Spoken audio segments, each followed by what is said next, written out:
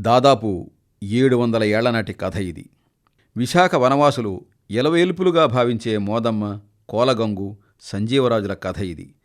తూర్పు గిరిసీమల్లో నేటికి తుమ్మెద పదం పేరిట అద్భుతమైన పాటగా అడవి బిడ్డలు అక్కడక్కడ ఈ కథాగానం చేస్తూనే ఉన్నారు.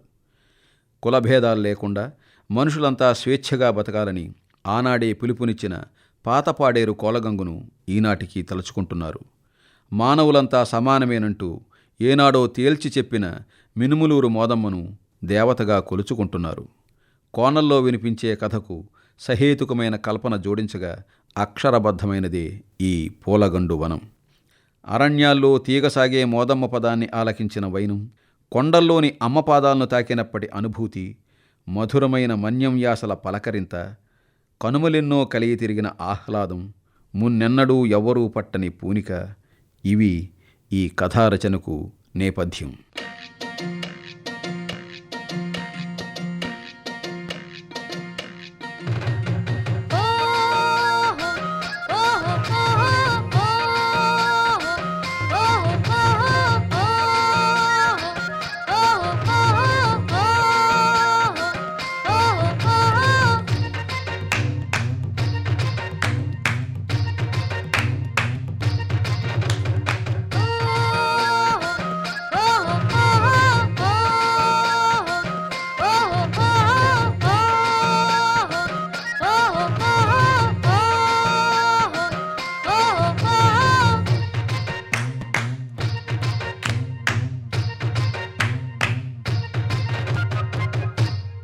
ఏం నాయనా ఇంకా పొరలాడుతున్నావు? భూమి కరిసే ఉన్నావే, ఎంత నిద్ర తీస్తావట? లేవయ్యా, పొద్దు పారిపోతుంది. ఇంటి పనులతో అలసిపోతున్న రేఖ గలగల్లాడింది. పట్టించుకోలేదు కోలన్న. సగం ఒరిగిపోయిన కొండ చీపురుతో పెరట్లోని నల్లమట్టి నేలను వీలైనంత తెరిపి చేసేందుకు యాతన పడుతోంది రేఖమ్మ. చీపురు చిన్నది కావడం, తను భారీ మనిషి కావడంతో నడుం బాగా వంచాల్సి వస్తోంది. మరి అంచేతనే వెన్ను సలుపు పెడుతోంది. నీకే చెప్పేది వినపడ్డలేదేంటి? పొల్లంబలి మరీ పులిసిపోవాలా ఏంటి? నిష్ఠూరంగా మరోసారి మాట విసిరింది. ఇంకా మాట్లాడక తప్పదనుకున్నాడు కోల. లేవక తప్పదనుకున్నాడు. విసుగుపడుతూనే, ఏహే పొద్దున్నే గోల గోల, పండగ లేదు, పబ్బం లేదు, పాట లేదు, మంచి మాట లేదు. ఇంటి ముంజూరున చిట్టీత చాప వదిలిపెట్టకుండానే, మునగ తీసుకున్న భంగిమను మార్చకుండానే గగ్గోలు పెట్టాడు కోల. అంతటితో ఆగిపోకుండా, నువ్వు అనుకున్నట్టు నేనేం పడుకోలేదు, పాట వింటున్నాను. నా కూతురి అంత బాగా పదం పాడుతోంది, వినబడ్డం లేదా నీకు? పైగా ఇంటి పండగ, అంతకు మించి దేశరాజులు పుట్టినరోజు, హాయిమని ఉండొద్దా? ఇలా అంటూనే, కళ్ళు తాగితేమే కమము తిప్పితేమే, కళ్ళు తాగితేమే కమము తిప్పితేమే కూని రాగాలు మొదలెట్టాడు. ఎప్పుడైతే భర్త ఇంటి పండగను గుర్తు చేశాడో రేఖమ్మ మనసులో సంతోషం పొంగింది. ఆ వెంటనే దేశరాజుల ప్రస్తావన అతగాడు చేయడం వల్ల ఆ సంబరం క్షణాల్లోనే ఆవిరయ్యింది. ఉస్సూరుమన్నట్టుగా అయిపోయింది. అప్పటికే పెరటి ఉడుపు పూర్తి కావడంతో పీనేరుగు దాటుకుంటూ ఇంటి లోపలికి నిస్త్రాణగా చేరుకుంది. పాపం దేశరాజులు మనసులోనే మూలిగింది. ఆ మాటే బయటపెడుతూ, రాజులంతా అన్యాయం అయిపోరే.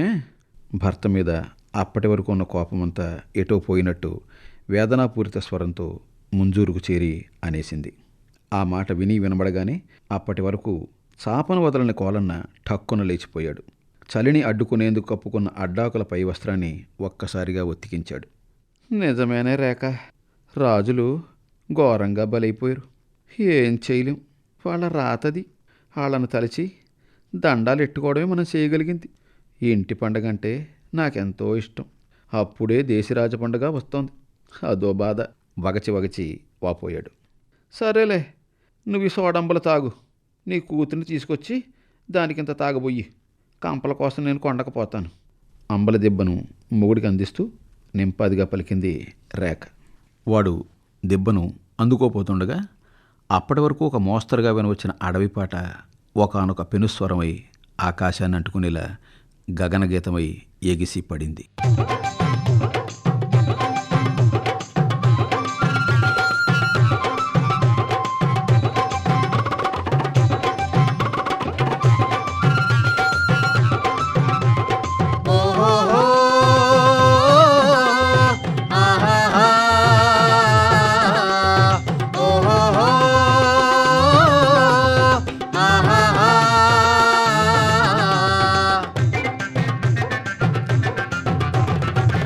ఆట మనదే పాట మనదే అన్ని విద్యలు గల్లవారము ఆట మనదే పాట మనదే అన్ని విద్యలు గల్లవారము వేట మనదే వేటి మనదే వేయి విద్యలు గల్లవారము వేట మనదే వేటి మనదే వేయి విద్యలు గల్లవారము కొలువు మనదే కొలత మనదే కోటి విద్యలు గల్లవారము కొలువు మనదే కొలత మనదే కోటి విద్యలు గల్లవారము వీట్లంగాము వీదలంగాము వీట్లంగాము వీదలంగాము వేడుకల బాలలాము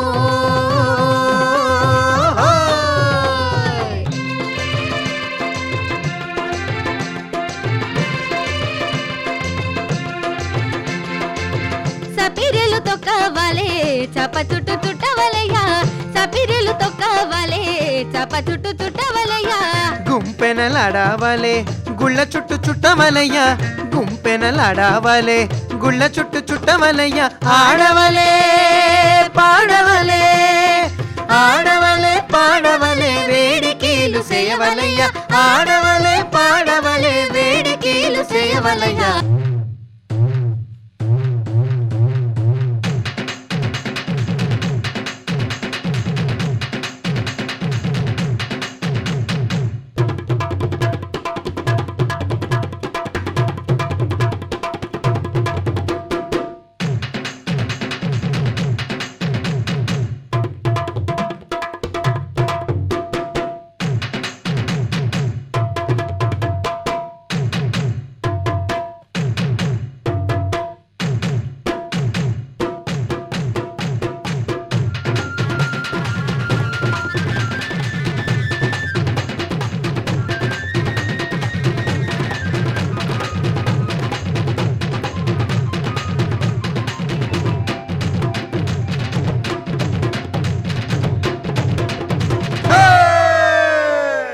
కళ్ళు మూసుకుని మనసారా పాట వింటున్న కోలన్న ఒక్కసారిగా నేత్రాలు తెరిచి ఉసే రేఖ రేఖ నా బిడ్డ ఎలుగే ఎలుగు బంగారమే కదే అసలు నా గంగమ్మ గొంతెత్తితే మండి వలసలోనే కాదు కెడగనూరు దేశంలోనే ఏ గాయమో సరిపోదు ఏటంటావు మురిసిపోయాడు.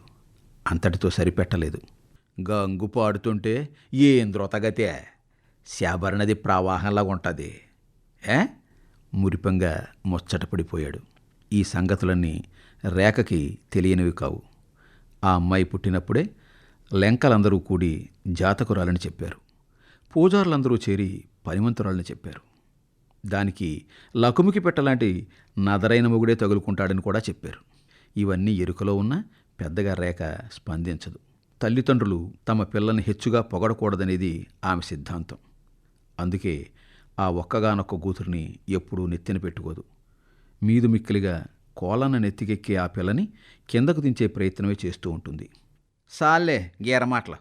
ఈ పోతుగడ్డలో నువ్వు నీ కూతురే మొకాసాదారులు, మేమంతా ఎనిపిన పప్పులం. ముందు నువ్వు వెళ్ళి ఆ పాటగత్తిని ఇంటికి లాక్కురా. పొద్దుననగా పోయింది, తిన్నది లేదు తాగింది లేదు. నీ ఎవ్వారమంతా ఒడిదుడుకులు మెరకపోలం. జారుపురత జాగ్రత్త విరసంగా వెల్లువెత్తి. అవునా, పాపేం తినలేదే? ఉండు, ఇప్పుడు వెళ్ళి దాన్ని తెత్తానుండు. విసురుగా లేచాడు కోల. చేతికందిన అంబలదిప్పను పక్కనే ఉన్న మట్టిగూట్లో పెట్టాడు. ముంజూరు వదిలి ఇంటి ముంగిట్లోకి వచ్చాడు. పాట పెళ్ళుబుకుతున్న ఊరికి ఉత్తరం వైపు సింహాల గద్దెకు నడవబోయాడు. ఇంతలోనే, ఓ కోలయ్య, నీ కూతురే చిన్నబొట్టిగా తేడానికి పందిని కొట్టావాలే, పాలవిందు పెట్టావాలే. అగో అంత వయసు దాంది, 15 ఏళ్ళు ఒంటికి చేరాయి. రేవు తొక్కి 2 నెలలు అయింది. నడిపించుకురా, మరేం కందిపోదు. విలాసంగా ఇంట్లోంచే ఎగతాళిగా కేక వేసింది రేఖ. ఆలకించిన కోలడికి కర్తవ్యమేదో గుర్తుకొచ్చినట్టయింది. నిరుత్సాహపడినట్టయ్యాడు. అవును, ఇంతలోనే గంగు ఎంత పెద్దదైపోయింది. మొత్తం మారిపోయింది. నిన్న మొన్నటి వరకు తన పొట్ట మీద పాకే పిల్ల అప్పుడే పెద్దదయింది. తన వీపున గుమ్మడి పండుగ ఆడే పిల్ల తనే గుమ్మడి పాదుల పిందెలు పెట్టే అర్హత సాధించుకుంది. కాలం పరిగెడుతోంది. ఆడపిల్ల అడ్డగింజ ఒక్కటే. పేలితే ఎక్కడ పడతారో తెలియదు. ఏ భూమికి చేరి ఏ విత్తనాలు కాయిస్తారో అస్సలు తెలియదు. తనలో తానే ఏవేవో తలపోస్తూ, పర్వాలేదులే, మా భారం నువ్వే మొయ్యక్కర్లేదు బెంకంగా పలికి గద్దెరాళ్ల వైపు దౌడాయింపు మొదలెట్టాడు. ఊరి ఆడపిల్లల ఇంటిపాట గాలిలో కలిసి తెరలు తెరలుగా వచ్చి వాలుతుండగా,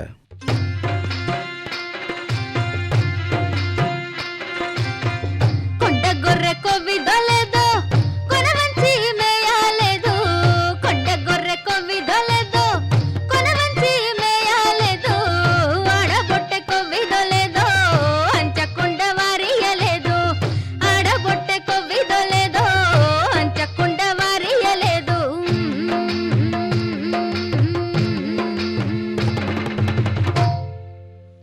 తను కూడా శృతి కలిపి పాడుకుంటూ పోతున్నాడు.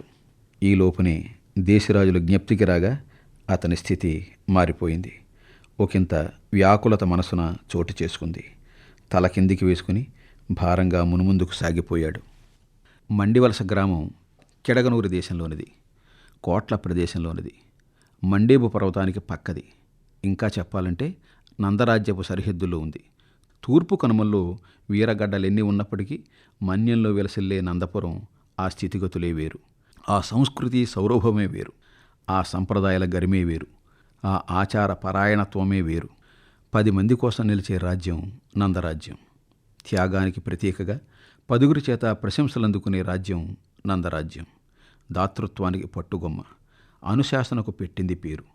ప్రజాక్షేమమే ప్రగతి మార్గమని భావించే పాలకులకు ఆటపట్టు. మానాభిమానాలకు విలువనిచ్చే స్వర్ణసీమ. పచ్చదనానికి ప్రకృతి శోభకు నిలువెత్తు నిదర్శనం. ఆటపాటలకు నెలవు. భక్తితత్వానికి పుణ్యభూమి. భారతదేశాన చల్లని సీమ. గౌరవ గణరాజ్యం అందమైన నందపురం. అందమైన నందపురం, నందియాటలు ఆడివద్దాం అని దిగువ ప్రాంతాల జనావళి మక్కువ చూపించే ఘనరాజ్యం. వాకాటక పారంపర్యవర్ధనుల పాలనలో గడితేరిన జనరాజ్యం. శిలవంశీయుల చేతుల్లో పరిఢవిలిన సవ్యరాజ్యం. అన్నిటికీ మించి శరణని వచ్చిన శత్రువునైనా అక్కున చేర్చుకోగల హృదయరాజ్యం. మానవులంతా ఒక్కటేనే నినాదంతో, సమతామమతల విధానంతో మసలే సురాజ్యం. అయితే అత్యంత బాధాకరమైన విషయం ఏమిటంటే, ఇదంతా గతం. అద్భుతం, ఇదంతా నాటిమాట. తేనెతేట, ఇదంతా ఒక అప్పటి ముచ్చట. నిగారింపుల అచ్చట. కానీ ఇప్పటి పరిస్థితే వేరు. పూర్తిగా వేరు. చాలా వేరు. చెప్పలేనంత వేరు. గడచిన 20 ఏళ్లుగా పరిస్థితి మరీ మరీ వేరు. నందపురం నేడొక నిద్రాణమైన నేల. నందరాజ్యం ఇప్పుడొక రోదనాభరిత తప్త వసుధ. నందం ఈవేళ ఒకానొక అందవిహీన, భయకంపిత, లయభూమి, చేతనారహిత. పచ్చని రాజ్యాన్ని మరింత పచ్చాపచ్చగా తీర్చిదిద్దవలసిన 7 యువరాజులు ఒకేసారి నందపురానికి దక్కకుండా పోయిన వైనమే ఇందుకు హేతువు. దేశిరాజులుగా దానధర్మాలకు పేరుబడిన శిలవంశోద్ధారకులు ఉన్నట్టుండి పైలోకాలకు వెళ్ళిపోవడమే ఇందుకు కారణం. గద్దెనెక్కవలసిన యువసమ్రాట్టులు అందని తీరాలకు తరలిపోవడంతో నందరాజ్యం బాధ్యత నేడు రాజమాత మాకలి శక్తి మీద పడిపోయింది. 70 ఏళ్లు దాటిన వయస్సులో ఆ బరువును నెత్తికెత్తుకోవాలంటూ మాకలికి సవాలు విసిరింది ధరిత్రి. వర్తమానం యథాభరితమై భవిష్యత్ అగమ్యగోచరమైన కాలంలోనూ ఆమెకింతటి కష్టం తప్పకపోవడం కల్తీలేని విధి వైచిత్రి. మాకలి శక్తి వ్యూహ ప్రతివ్యూహ ధురంధర కాదు. రాజ్యాన్ని నడిపే సులువు సూత్రం మెండుగా ఎరుగిన మనిషి కాదు. నందపురాన్ని నిరంతరము కాచిబ్రోచే నీలకంఠుణ్ణి శరణు వేడటము, రాజ్యంలో వేంచేసిన మహంకాళి అమ్మవారిని పూజించడము తప్పనిచ్చి ఆమెకు మరో వ్యాపకమే తెలియదు. భర్త భైరవుడు కాలం చేశాక ప్రాప్తించిన వైధవ్యం దరిమిల 40 సంవత్సరాలుగా పూజా పునస్కారాల్లోనే గడుపుతోంది ఆమె. ఇప్పటి ఈ రాజ్య బాధ్యత మాకలికి తప్పనిది, తప్పనిసరిగా నిభాయించవలసినది. పుత్రశోకంతో కొడుకు వెంకటేశుడు, కోడలు దేవేంద్రాలు అడవులు పట్టిపోయారు. సింహాసనం రిక్త అయింది. నందరాజులు ప్రతిష్టాత్మకంగా నిర్మించుకున్న 32 మెట్ల విక్రమార్క సింహాసనం శూన్యంగా మారింది. ఆ గద్దెను మోస్తున్న సింహాలు 4 బేలగా రేడు కోసం పరితపిస్తున్నాయి. ఎవరో రావాలి, నందరాజ్యానికి నాటి మేటి విభవం తేవాలి అన్నట్టుగా ఎదురు చూస్తున్నాయి. మరి ఎవరొస్తారు? ఎప్పుడు మళ్ళీ ఆ వైభవాన్ని తెస్తారు? ప్రభువు ఏలుబడిలో నందమంతా మరెప్పుడు కళకళలాడుతుంది? ఈ ప్రశ్నలన్నింటికీ రాజమాత మాకలి శక్తి వద్ద ఒకే ఒక్క సమాధానం ఉంది. అది ఆరని ఆశ రూపాన ఉంది. నందరాజ్యానికి తూర్పు హద్దుల్లోని దోరసిబైల్లో పెరుగుతున్న పెద్ద దేశిరాజు కుమారుడు సంజీవుడే ఆ ఆశ. కాళ్లపారాణి సైతం ఆరకుండానే 5వ తనాన్ని పోగొట్టుకున్నప్పటికీ పుత్రుణ్ణి పెంచి పెద్దవాడిగా చేస్తున్న మోదమ్మే ఆ ఆశ. మినమలూరు గిరుల్లో జీవితాలు గడుపుతున్న ఆ తల్లి కొడుకుల మీదనే ఈ ఆశ. ఎప్పటికైనా నందపురం పాలనా పగ్గాలను వారు అందుకుంటారన్నదే ఆ ఆశ. ఆ ఆశతోనే నందవనాలను నడిపించే కర్తవ్యాన్ని మాకలి శక్తి స్వీకరించింది. సమస్యలే మనిషికి మనుగడ నేర్పుతాయి. అపాయాలే మానవుడికి ఉపాయాలు తట్టేలా చేస్తాయి. రాజ్యరక్షణ విషయంలో మాకలి పరిస్థితి కూడా అచ్చంగా అదే. రాజమాత ఏలుబడిలో నందరాజ్యం వికాస పథాన పయనించకపోవచ్చు. గడిచిన కొన్నేళ్లుగా కోనల వారసత్వ సంపదను మాత్రం కాపాడే ప్రయత్నం చేస్తోంది. యువరాజులు పోయిన దుఃఖాన్ని ఇప్పుడిప్పుడే రాజ్యంలోని ప్రజలు మెల్లిమెల్లిగా దిగమింగుకుంటున్నారు. నందాన్ని ఐక్యంగా ఉంచేందుకు, ప్రజలందరినీ సమైక్యబాటలో పయనింపచేసేందుకు మాకలి శక్తి ప్రధానంగా ఉద్వేగపరమైన కొన్ని అంశాలను అమల్లోకి తెచ్చింది. బహుశా అవే ఇప్పటికీ నందరాజ్యాన్ని చెక్కు చెదరకుండా చేస్తున్నాయేమో. భైరవ కాళీమాతను కొలిచే భక్తి మార్గాన్ని పెద్ద ఎత్తున ప్రచారం చేయడంతో పాటుగా దేశిరాజుల బలిదానాన్ని ఎప్పటికప్పుడు కళ్లకు కట్టేలా వారి జయంత్యుత్సవాలను ఊరూరా నిర్వహించే ఏర్పాటు చేసింది. స్వాభిమానంతో దేహాలను తృణప్రాయంగా త్యాగం చేసిన దేశిరాజుల వృత్తాంతాన్ని పాటలుగా కట్టి రాజ్యమంతా వినిపిస్తోంది. ఇంటి పండగ వేళలో గ్రామ గ్రామాన వెజ్జులు, లెంకలు, పూజారులు, దేశిరాజులు కథాగానం చేసేలా చర్యలు చేపట్టింది. మాకలి చేసిన ఈ యోచన సరైనదే. ఈ దారి మంచిదే. ఈ పథకం గట్టిదే. కొత్త ప్రభువు నందపురానికి దక్కే వరకు జనావళిని ఏకసూత్రంతో కలిపి ఉంచే ఈ ఆలోచన విలువైనదే. అందుకే రాజమాతకు నందపౌర సమాజం హారతులెత్తుతోంది, నమస్సులు చెల్లిస్తోంది. తమ కోసం, తమ రాజ్యం కోసం ముదిమి మీద పడుతున్న, పరిశ్రమిస్తున్న మాకలిని నెత్తిన పెట్టుకుంటోంది.